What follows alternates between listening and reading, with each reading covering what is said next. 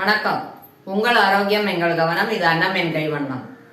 சாதாரணமா பொங்கல் வைக்கிறது பச்சை அரிசியும் பாசிப்பருப்பும் சேர்த்து பொங்கல் வைப்போம்.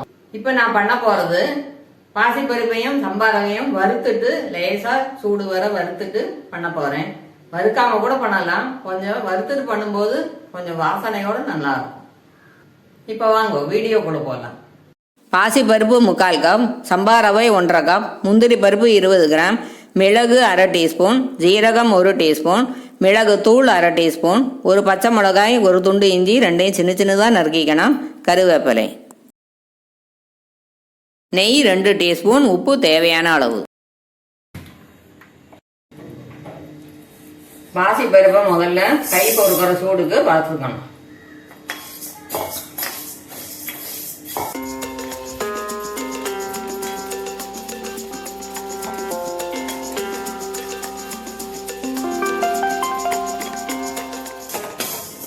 மீடியம் ஃப்ளேமில் வச்சு வறுக்கிறேன்.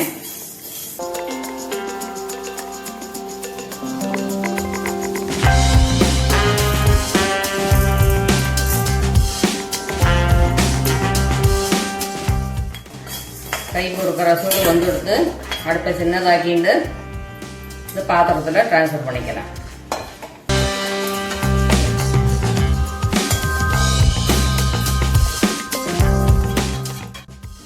இந்த சம்பா ரவையையும் வறுத்துக்கணும்.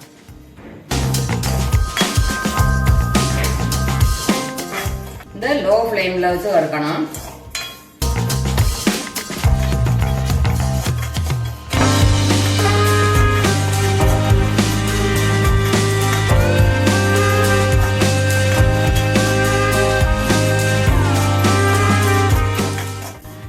வறுத்துதான் பண்ணணும் அப்படின்னு அவசியம் கிடையாது. வறுக்காம கூட பண்ணலாம். ஆனால் இந்த வறுத்து பண்ணினோம்னாக்கா நல்லா டேஸ்ட் நல்லா இருக்கும், வாசனையா இருக்கும்.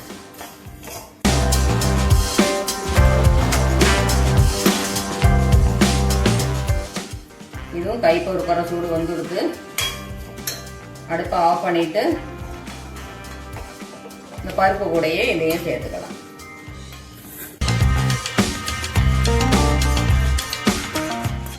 பருப்புக்கு 2.5 கப்பு தண்ணியும், ரவைக்கு சம்பா ரவைக்கு 2 கப்பு தண்ணியும் விடணும். இப்போ 3/4 கப்பு நான் பயத்தம் பருப்பு எடுத்திருக்கேன். அதனால 3/4 கப்பு 2 வாட்டி விட்டுட்டு அதுக்கப்புறம் அதில் பாதி 1 வாட்டி விடணும்.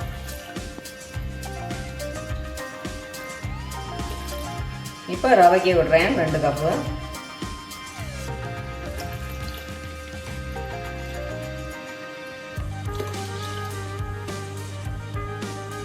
தேவையான உப்பு போடுறேன். இப்போ சம்பா ரவைக்கு போட்டதுனால கொஞ்சம் கம்மியாகவே போடணும். அரிசிக்கு போடுற மாதிரி போடக்கூடாது. இது கொஞ்சம் கம்மியாக தான் உப்பு அப்சர்வ் பண்ணணும்.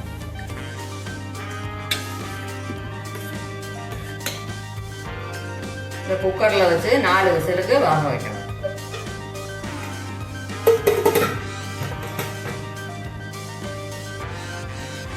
ரெண்டு ஸ்பூன் நெய் விடுறேன்.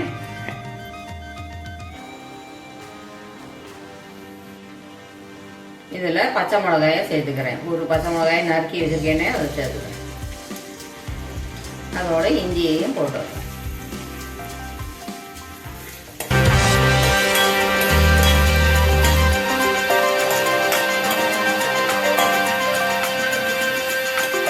பச்சை மிளகா நிறம் மாறுறது வரைக்கும் கலரிண்டே இருக்கணும்.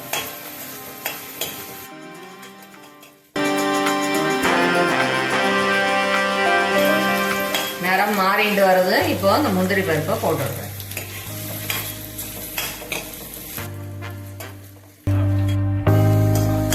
செவந்துட்டு வருது. இந்த மிளகு போட்டுடலாம்.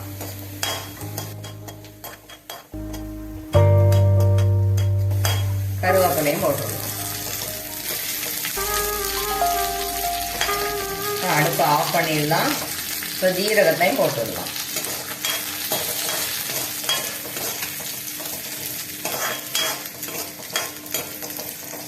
மிளகு பொடியை போடுறேன். மிளகும் போட்டு மிளகு பொடியும் எதுக்கு போடுறேன்னாக்கா அது ஸ்ப்ரெட் ஆகாது. நம்ம மிளகோட வாசனை வந்து ஸ்ப்ரெட் ஆகாது. அதனால இந்த டேஸ்ட்டு ஸ்ப்ரெட் ஆகி நல்லா இருக்கும். இந்த மாதிரி போட்டோம்னாக்கா பாதி எவ்வளோ மிளகு போட போகிறோமோ அதில் பாதி அளவு முழு மிளகும் மீதிக்கு மிளகு பொடியும் போடணும்.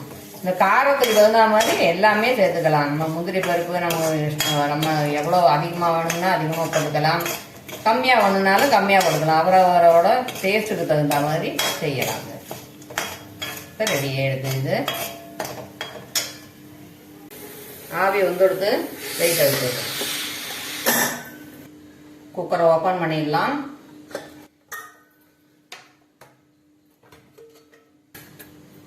எடுத்து வெளியில் வச்சுக்கணும்.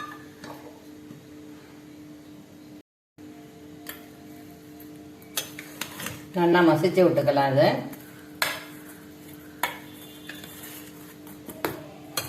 இதில் ரொம்ப தண்ணி கம்மியாக இருந்தது, மசிக்கவே முடியலனாக்கா கொஞ்சம் சுடு தண்ணியை இதில் விட்டு வெந்நீரை விட்டு இலக்கினோம்னாக்கா நல்லா மசிஞ்சு விடும்.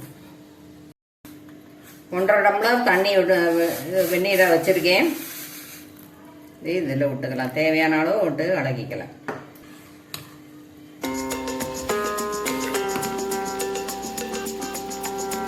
முதல்லயே நிறைய தண்ணி விட்டுட்டோம்னாக்கா சில சமயம் வந்து குழஞ்சா மாதிரி ஒரு மாதிரி ஆகிடும், குழன்னு ஆகிடும். அதனால தான் கொஞ்சம் கம்மியாகவே தண்ணி விட்டுட்டு இந்த மாதிரி பண்ணிக்கலாம்.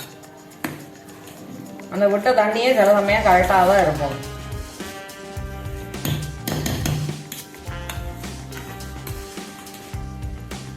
இன்னும் கொஞ்சம் விட்டுக்கிறேன்.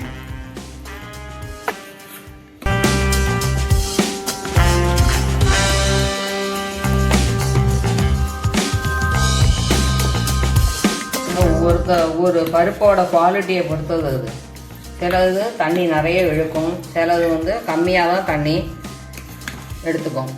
அப்படி இருக்கும்போது நம்ம குவாலிட்டி நம்ம பார்த்து கண்டுபிடிக்க முடியாது இல்லையா? அதனால தான் இந்த மாதிரி பண்ணணும். சேஃப். நம்மளோட பதத்துக்கு தகுந்த மாதிரி இதை போட்டு இறக்கிக்கலாம்.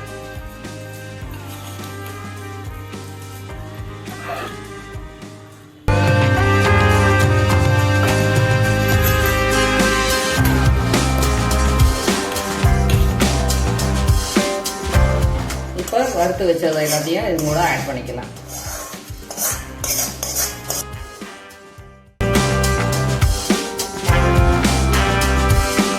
நெய்யும் கம்மியாக தான் விட்டுருக்கேன். ஈஸியான ஒரு பிரேக்ஃபாஸ்ட். இந்த கலரிட்டோம்னாக்கா ரெடி ஆகிடும்.